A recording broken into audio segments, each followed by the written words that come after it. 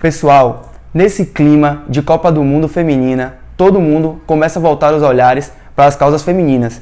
Mas hoje eu tô com uma mulher aqui que bebe da fonte das causas femininas o ano todo e briga bastante pelo empreendedorismo feminino. Tô aqui com Maria Brasil. Beleza? Tudo bem, César? Tudo certo. Seja bem-vindo. Maria, pra gente começar, eu gostaria que você já contasse pro pessoal um pouco da sua história por completo. Desde quando você atuava em uma agência de marketing, passando pela história da Casulo e até hoje aqui com a Essence. Ótimo. Então é muita história, viu? Tudo começou já, assim, eu sempre quis trabalhar com comunicação, sempre amei essa área. Desde a escola eu já trabalhava, já brincava em software de edição, assim. Então era um caminho que eu sabia que eu ia seguir. E aí quando chegou no momento da escolha da profissão, eu escolhi seguir a carreira de marketing mesmo. Entrei na graduação, morei fora, fiz uma parte da faculdade na Espanha. E aí, quando eu retornei, fui convidada para entrar nessa agência de marketing. E lá eu fiquei por 4 anos, era super bacana, eu trabalhava com atendimento, depois passei pelo planejamento. E a gente atendia marcas grandes, na época, eu tinha conta da Coca-Cola Nacional, então a gente fazia eventos em vários lugares do Brasil, a gente atendia, era muito legal, muito divertido. Só que ao mesmo tempo, eu comecei a sentir algumas faltas, vamos dizer assim, né? Ritmo de agência é um ritmo muito acelerado, é um ritmo em que a gente normalmente acaba trocando vários aspectos da vida pelo trabalho, então a gente nem sempre percebe a vida passar, vamos dizer assim. E nesse momento gera uma auto-reflexão muito grande. Então eu comecei a pensar, né, por que eu estava fazendo o que eu estava fazendo? Comecei a me questionar, pra quê? O que eu estava vendendo? O que estava me acrescentando aquilo tudo? E aí eu vivenciei esse momento muito de olhar pra dentro mesmo. E foi mais ou menos na mesma época, no mesmo período, que eu fui apresentada pelos meus futuros sócios, que ainda não eram, a teoria que se chama capitalismo consciente. Então, uma teoria que vem de um norte-americano com um indiano que falam sobre como os negócios ou a iniciativa privada precisa ser mais atuante diante do seu entorno. Então, compreender quais são os impactos que geram no seu entorno, questões sociais, enfim. E aí, a partir disso, eu comecei a devorar aquela literatura, comecei a entrar muito nisso, fiz vários cursos. E quando esse conteúdo chegou em mim, eu falei, não, eu preciso dar uma guinada aqui, eu preciso parar para poder unir o que eu amo, que é a comunicação, com o que eu acredito fortemente, que é essa questão da consciência nos negócios, né? Então, um novo olhar que se dá aos negócios, uma nova forma de se fazer negócios. E aí, a partir disso, eu pedi demissão da agência na época, convidei essas pessoas que me trouxeram esse conteúdo, que eram o Kiko e o Zé, na época, fundadores da Eusaria. E aí, convidei eles dois pra gente poder começar um novo negócio, que seria a Casulo, que até hoje existe. Então, aí depois de um tempo, o Kiko até convidou o Dudu, o Eduardo Galli, para poder fazer parte também. Ficamos nós 4, depois ficamos só nós 3, eu, Kiko e Edu. E aí seguimos. A Casulo aconteceu por algum tempo, foi muito bacana, a gente atendeu empresas super legais. Nosso primeiro cliente foi a Natura, depois a gente atendeu o Cordiça Global e por aí foi. Então a gente conseguiu levar essa ideia de consciência para muitas empresas, principalmente através do treinamento corporativo, que era o que a gente mais vendia, enfim. Só que, como eu falei, eu queria juntar o que eu amava, né, que era a comunicação. E apesar de que na Casulo a gente fazia comunicação também, eu sentia falta de poder levar essa comunicação para que ela pudesse ser respirada no dia a dia, sabe? Quando a gente está dentro das grandes empresas, a gente talvez nem sempre consegue ter essa liberdade. Então eu falei, não, eu preciso de um pouco mais de liberdade, um pouco mais de espaço para trabalhar essa criatividade, seguindo ainda a questão do que eu acredito enquanto consciência coletiva.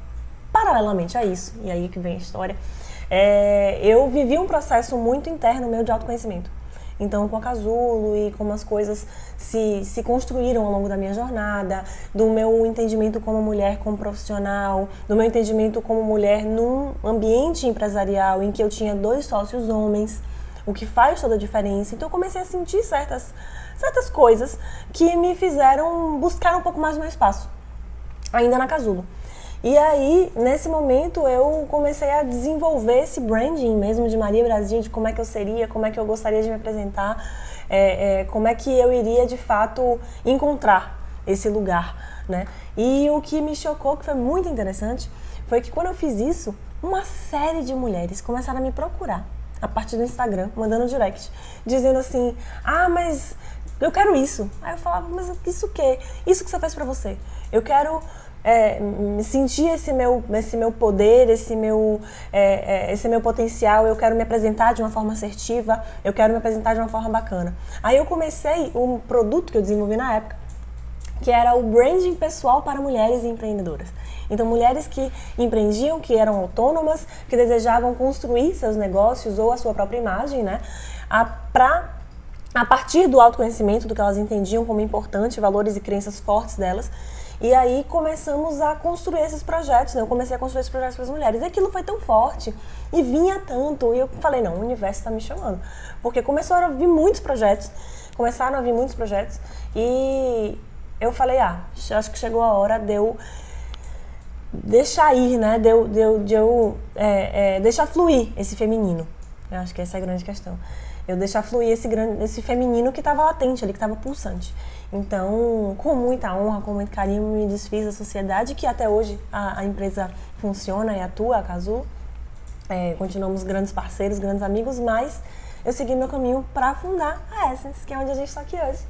Que é essa consultoria de construção de marcas a partir, né, do propósito maior, a partir de uma ideia de propósito e de essência. É uma empresa que só tem mulheres no seu quadro, então todo mundo que trabalha aqui, que contribui, que colabora aqui, para entrar aqui é mulher, apesar do nosso público, né, dos nossos clientes não serem todos mulheres, não serem todos o público feminino. Muito pelo contrário, a gente tem muitos clientes que são homens e até mesmo de indústrias, até mesmo de áreas que normalmente não tão afins com todo esse contexto, o que mostra, mais uma vez, o poder aí que o feminino, não necessariamente que as mulheres, mas que o feminino tem diante do nosso mercado. Escutando a sua história assim por completo, me veio uma frase que eu gosto bastante, que é: os incomodados que mudem o mundo, né? Sim. Eu acho que você teve uma postura muito bacana realmente. E assim, eu fiquei muito curioso quando você falou essa questão do capitalismo consciente, porque eu acho isso muito interessante. Eu acho que dinheiro é importante sim, mas não é a única fonte do negócio, né? Uhum. A gente tem que ter uma visão mais ampla, né? E saber como nós vamos impactar a sociedade. Então eu queria que você falasse um pouco mais do pessoal sobre o capitalismo consciente. Ótimo. O capitalismo consciente é uma corrente de negócios, né, que nasceu, como eu disse, a partir de um norte-americano, que é o John Mackey, que é o fundador do Whole Foods, uma das maiores cadeias varejistas nos Estados Unidos, e um indiano, que é um acadêmico, o Harsh Sisodia. Então eles se juntaram, né, academia com o mercado, para poder construir algo que se propõe, o capitalismo consciente propõe que as empresas precisam ter um papel mais ativo diante do seu entorno. Então, quanto a iniciativa privada, ela tem uma responsabilidade, ela precisa ter mais responsabilidade. Eles dizem que é o poder heróico dos negócios, né? E aí, ao se juntarem, eles desenvolveram essa técnica, né, essa corrente, vamos dizer assim, que se configura em 4 principais pilares. O primeiro deles é o propósito maior, uma coisa que eu digo que hoje em dia no mercado muito se fala, mas pouco se explica. Né? Tem muita gente falando sobre propósito de vida, propósito de negócio, mas poucas pessoas de fato param para explicar. Então, entender o que é esse propósito, de onde vem, como eu clarifico, como eu descubro isso, como eu me conecto a ele. Então, uma vez que você se conecta a esse propósito maior, que nada mais é do que o que te faz levantar da cama todos os dias, né? Essa coisa que te impulsiona, esse porquê que você faz o que você faz, você consegue, a partir dos outros 3 pilares, ajudar a disseminar isso. Então, primeiro pilar, propósito maior, me conectei, agora eu vou para o segundo pilar, que é a liderança consciente. Os líderes, eles são as principais ferramentas, né, de levar, de propagação desse propósito dentro da organização. Então, um líder consciente é um líder que já acolheu esse propósito, que já está inspirado por esse propósito e vai inspirar outras pessoas. Uma vez que esse líder exerce esse papel, ele vai poder ter aí a criação de uma cultura consciente, que é então o terceiro pilar. Propósito bem, eu sempre gosto de fazer assim, né? O propósito bem organizado, bem concreto para todo mundo. A liderança consciente ajuda a espalhar, criando uma cultura consciente. Ah, Maria, mas isso fica dentro da organização? Então, a organização tem essa cultura consciente, isso não sai para fora dos muros da organização? Claro que sai. Entra então o quarto pilar, que é a integração dos stakeholders. Então todos os stakeholders, como a gente bem sabe, que são todos aqueles que se relacionam com o negócio de alguma forma, dentro ou fora dele, vão também ter ciência desse propósito para que se conectem com a empresa de uma forma mais assertiva, de uma forma mais bacana. Então, seja o governo, a mídia, os fornecedores, os clientes principalmente. Os clientes têm que estar cientes desse propósito e aí a partir disso a gente constrói aí toda uma cadeia de valor conectada por esse espinho dorsal, que é o propósito. Que é o propósito. Muito bacana. E a gente vê, né, quando realmente o estudo junta-se com o mercado, né, o cara do mestrado junta com um cara que é do mercado. Doutorado, né? Então, quando eles se juntam, você vê como surgem coisas grandiosas, né? Eu sou realmente fã disso, assim. Eu acho que o mercado, ele te dá uma visão aprofundada, uma visão ali do dia a dia do negócio. Mas, assim, quem segue também a vertente do estudo, da pesquisa também, né? E quando junta, meu irmão, não tem pra ninguém. Sim. Ok? Agora, Maria, assim, pra gente finalizar, eu gostaria que você falasse, porque, assim, empreender no Brasil já é difícil pra caramba. Todo mundo sabe. Você mais do que ninguém sabe disso. Mas eu queria que você falasse, pessoal, numa sociedade que bebe ainda bastante da fonte do machismo, como é a questão da mulher, do empreendedorismo feminino, quais as dificuldades que uma mulher que deseja empreender ela vai encontrar? A mais até do que um homem que deseja empreender. Ótima pergunta. A gente vê hoje os movimentos de empreendedorismo feminino crescendo muito, né? Cada vez mais existem grupos e grupos, encontros. As mulheres juntas, elas se fortalecem muito.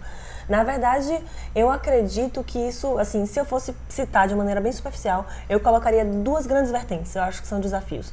O primeiro, que é um desafio não do empreendedorismo em si, mas da mulher no ambiente de negócio. O ambiente de negócio ele é um ambiente naturalmente masculinizado, em que normalmente as discussões, as transações, tradicionalmente, foram feitas por homens. Então, muitas vezes você vai ter uma mulher que, se ela chegar numa alta gestão, ou digamos que ela for uma empreendedora, uma empresária que atende empresas desse aspecto, empresas de maior porte, você chegar num board de alta gestão, C-level da vida, você naturalmente vai encontrar muito mais homens. Então, o nível de negociação, a interação dessas pessoas, dessas mulheres, a penetração dessas mulheres ainda é muito complicada. Então, essa é uma vertente, né? A aceitação da mulher dentro do ambiente de negócio.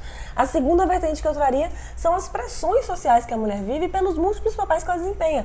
Porque, assim, a mulher, ela não é só a empreendedora. Ela é a mãe, ela é a irmã, ela é a filha, ela é a que sustenta emocionalmente e financeiramente a família. Então, hoje a gente sabe, de acordo com o Sebrae, que 51% dos novos negócios que são abertos no Brasil são abertos por mulheres. Por quê? E aí, se a gente for buscar entender um pouquinho desse dado, né?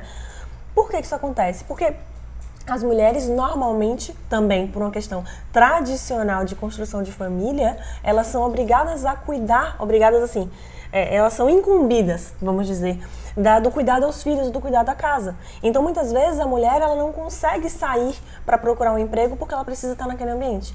Então, o empreendedorismo tem sido uma saída para essas mulheres, que às vezes têm filhos pequenos, não tem com quem deixar, mas eu consigo trabalhar de casa, eu consigo produzir um artesanato, uma comida, um bolo e vender na porta da minha casa. Por isso que o empreendedorismo feminino, sobretudo, o empreendedorismo por necessidade, ele tem crescido muito. A mulher que sabe cozinhar, que sabe fazer algum tipo de artesanato, tem alguma habilidade e também, as empreendedoras que utilizam de seus potenciais criativos, de seus potenciais intelectuais também para criar. Mas a questão é, uma mulher que precisa desempenhar múltiplos papéis, ela vai precisar de mais tempo. E o empreendedorismo, apesar da gente saber que empreendedor é o primeiro que chega e o último que sai, né? Ele trabalha mais do que todo mundo normalmente, mas o empreendedorismo, ele permite que a mulher tenha mais flexibilidade. Então, uma barreira que eu traria aí é justamente essa, né? As imposições sociais do quanto a mulher ainda é cobrada de cumprir determinados papéis, que muitas vezes poderiam ser mais bem distribuídos, mas por conta disso, ela acaba precisando dar conta de mais coisas. Bacana, bacana. E até assim, pelo que você citou, o surgindo da vertente do machismo, né? Assim, a mulher, ela tem que cuidar dos filhos, é incumbida, né? É obrigada até, uma questão social, cuidar dos filhos, cuidar da casa, e a mulher utilizando isso como uma maneira para empreender, né? Então, ramifica-se do machismo, mas de certa forma eu vejo como um tapa na cara também. A gente sai de aquele velho paradigma, né, de que você faz de um problema uma oportunidade. Eu não acho que isso é algo que vai resolver, não é nesse ponto não. Mas a mulher que se porventura ela não tem condição de... Ela é uma mulher solteira, cria os filhos sozinha, não recebe nenhum tipo de contribuição financeira, nenhum tipo de contribuição, muitas vezes emocional e até operacional do dia a dia de um pai, que muitas vezes é ausente, o que essa mulher vai fazer? Ela vai ter que procurar soluções. Então é a partir disso que a gente vê o empreendedorismo feminino também, em algumas camadas da sociedade, crescendo muito. Bacana demais.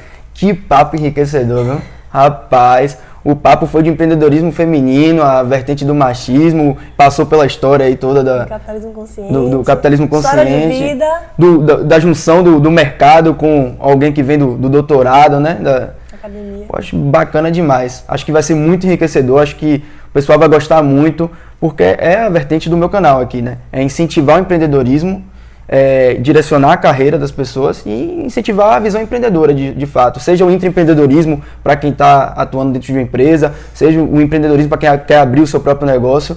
Então só me resta aqui a gratidão. Muito obrigado por me receber nesse lugar maravilhoso.